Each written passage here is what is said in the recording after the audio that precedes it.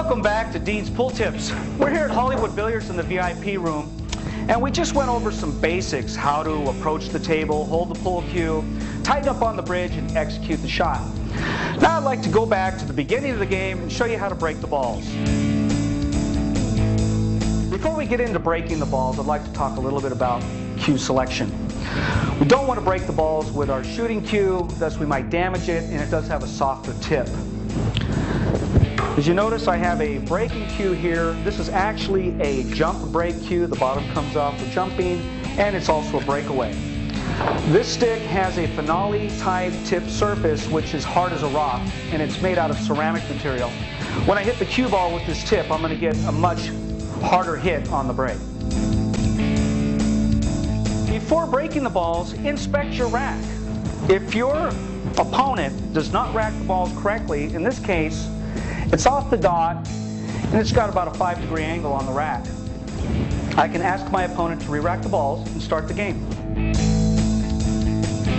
For some of you novice pool players out there who don't play the game very often but want to know some of the rules about breaking, there are some illegal breaks, and you do have to hit the balls for it to even be considered a break.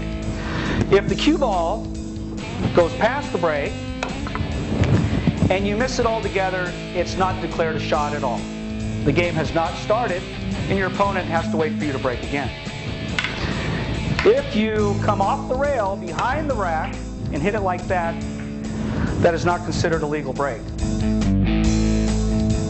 I'd like to talk a little bit about where to hit the rack and where to hit the cue ball. This is going to be a straightforward break, hitting the one ball dead on and keeping the cue ball on the table. The first thing we want to do is have the cue ball not too far out and not too far in. The first point position right here is just about perfect, and with your hand on the rail and Q-tip dead center on the cue ball. Give yourself about 5 to 6 strokes before you hit the break. Make sure you're dead center so you don't knock the cue ball off the table.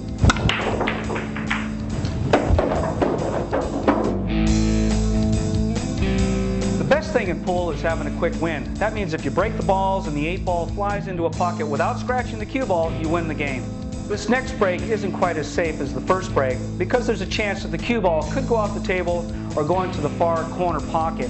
Want to be careful not to drive the cue ball from the 10-ball position into the corner pocket.